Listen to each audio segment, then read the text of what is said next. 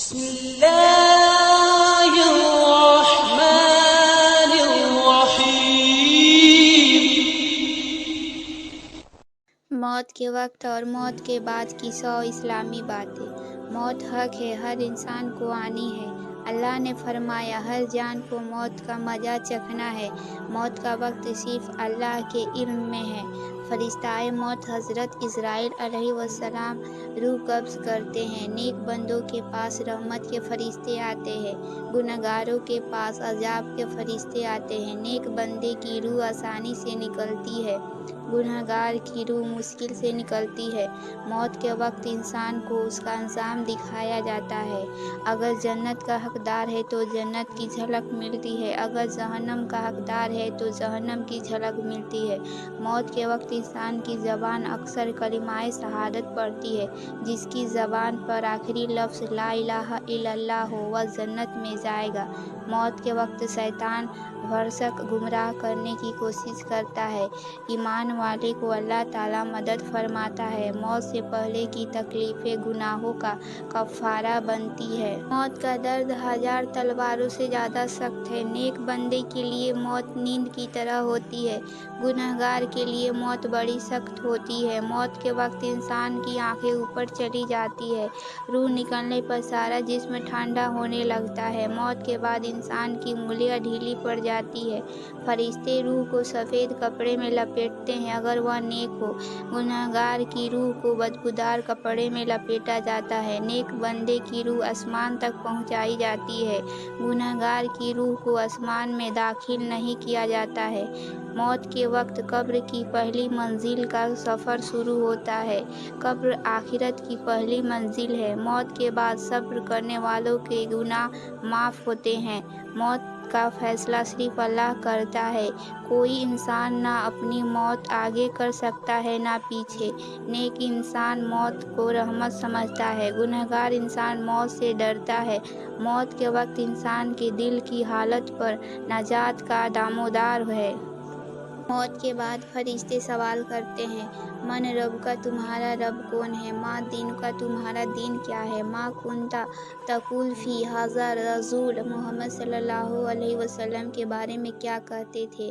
ایمان والا صحیح جواب دے گا، غیر ایمان والا یا گنہگار صحیح جواب نہیں دے سکے گا۔ نیک بندے کی قبر جنت کی باغ بنتی ہے، گنہگار کی قبر جہنم کا گڈھا بنتی ہے۔ موت کے وقت انسان کی نیت بہت اہم ہوتی ہے۔ شہادت کی موت سب سے افضل ہوتی ہے۔ بیمار ہو کر صبر کرنے والا بھی شہید کے درجے کا حقدار ہوتا ہے۔ موت کے وقت عزیز و احباب کے آنسو بہتے ہیں، لیکن رونا جائز ہے، نوحہ حرام ہے۔ موت کے بعد انسان کے عمل ختم ہو جاتے ہیں، صرف 3 چیزیں جاری رہتی ہیں: صدقہ جاریہ، علم نافع، نیک اولاد کی دعا۔ موت کے بعد انسان کا حساب ہوگا۔ قرآن پڑھنا موت کے وقت آسان موت کا سبب بنتا ہے۔ یاسین کی تلاوت سے روح آسانی سے نکلتی ہے۔ موت کی سختی سے نبی صلی اللہ علیہ وسلم بھی گزرے۔ موت کی سختی سے کوئی بچا نہیں۔ موت یاد کرنا ایمان مضبوط کرتا ہے، موت کا تصور گناہوں سے روکتا ہے۔ موت کے بعد سب کو اٹھایا جائے گا۔ موت ایک دروازہ ہے آخرت کی طرف۔ موت سے پہلے توبہ کرنے کا دروازہ کھلا ہے، موت کے بعد توبہ قبول نہیں ہوتی۔ موت کے وقت فرشتے حق اور باطل کو الگ کرتے ہیں۔ ایمان والوں کے چہرے روشن ہو جاتے ہیں، کافروں کے چہرے کالے ہو جاتے ہیں۔ موت کے وقت سب رشتے ختم ہو جاتے ہیں، صرف عمل ساتھ جاتا ہے۔ موت کا ذکر دل کو نرم کرتا ہے۔ موت کا وقت کسی کو پتہ نہیں، موت غافل کے لیے اچانک آتی ہے۔ موت کی یاد نیک بندوں کو اللہ کے قریب کرتی ہے۔ موت کے بعد مال و دولت کسی کام نہیں آتا، نیک اولاد کی دعا انسان کو فائدہ پہنچاتی ہے۔ موت کے بعد صرف قبر کا سفر رہ جاتا ہے۔ موت انسان کی گھمنڈ سے دور کرتی ہے، موت انسان کو حقیقت کا احساس کراتی ہے۔ موت کے وقت شیطان ایمان چھیننے کی کوشش کرتا ہے۔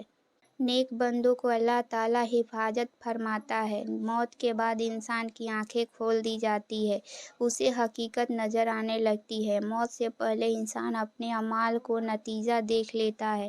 موت کے وقت سب دعا بے اثر ہو جاتی ہے۔ موت انسان کو اللہ کی طرف لوٹا دیتی ہے۔ موت سے بچنے کا کوئی راستہ نہیں۔ موت کے بعد حشر کا دن ضرور آئے گا۔ موت انسان کی اصل حقیقت دکھاتی ہے۔ موت کا ڈر ایمان والوں کو نیک بناتا ہے۔ موت کا ڈر گنہگار کو توبہ کی طرف کھینچتا ہے۔ موت کے بعد انسان اکیلا ہو جاتا ہے۔ موت انسان کی طاقت شہرت سب چھین لیتی ہے۔ موت امیر غریب سب کو برابر کر دیتی ہے۔ موت کے بعد صرف عمل کا حساب ہوگا۔ موت یاد کرنے سے دل میں تواضع آتا ہے۔ موت کے بعد کوئی واپس نہیں لوٹ سکتا۔ موت ہر وقت قریب ہے۔ موت انسان کو گھمنڈ سے گرا دیتی ہے۔ موت کا وقت بہت سخت امتحان ہے۔ موت سے پہلے کی تیاری کرنی ضروری ہے۔ موت یاد کرنے سے گناہوں سے بچاؤ ہوتا ہے۔ موت ایمان والوں کے لیے رحمت ہے۔ موت غافلوں کے لیے عذاب ہے۔ موت اللہ سے ملاقات کا نام ہے۔